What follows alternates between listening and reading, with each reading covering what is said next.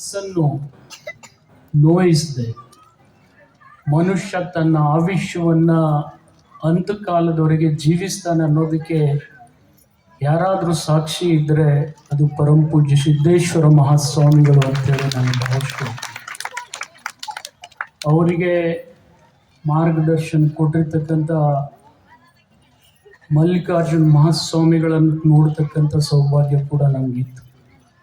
ಆದರೆ ಆ ಕಾಲಮಾನದಲ್ಲಿ ಬಹಳ ಸಣ್ಣ ವಯಸ್ಸಿನವರು.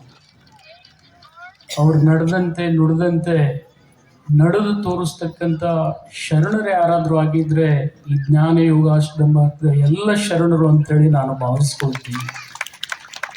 ಇವತ್ತು ಅವರ ಅಗಲುವಿಕೆಯಿಂದ ಸಮಾಜ ಸಾಕಷ್ಟು ಕಳೆದುಕೊಂಡಿದೆ. ಆದರೆ ಬದುಕನ್ನು ಕಟ್ಕೊಳ್ತಕ್ಕಂಥ ಮಾರ್ಗ ದಿಕ್ಸೂಚಿಯನ್ನು ಪರಮ ಪೂಜ್ಯರು ನಮಗೆ ತೋರಿಸಿ ಹೋಗಿದ್ದಾರೆ. ಆ ದಿಸೆಯಲ್ಲಿ ಈ ಯೋಗಾಶ್ರಮ ನಡೀತಾ ಇದೆ.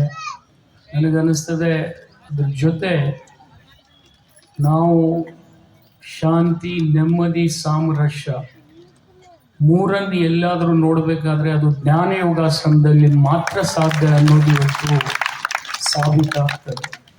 ಇಲ್ಲಿ ಯಾವುದೇ ಜಾತಿ, ಸಮಾಜ, ಜನಾಂಗ, ಹಿರಿಯ ಕಿರಿಯ ಇಲ್ಲದೆ ಆ ಭೇದ ಭಾವ ಮರೆತು ಬದುಕನ್ನು ಕಟ್ಕೊಳ್ತಕ್ಕಂಥ ಒಂದು ಮಾರ್ಗದಲ್ಲಿ ನಾವು ಇವತ್ತು ಸಾಗ್ತಾ ಇದ್ದೀವಿ. ಈ ಗುರು ನಮನ ನಿಜವಾಗ್ಲೂ ಇನ್ನೊಬ್ಬ ಈ ಶರಣರು ಈ ಶತಮಾನದಲ್ಲಿ ನಾವು ಕಾಣ್ತೀವಿ ಅನ್ನೋದು ಗೊತ್ತಿಲ್ಲ.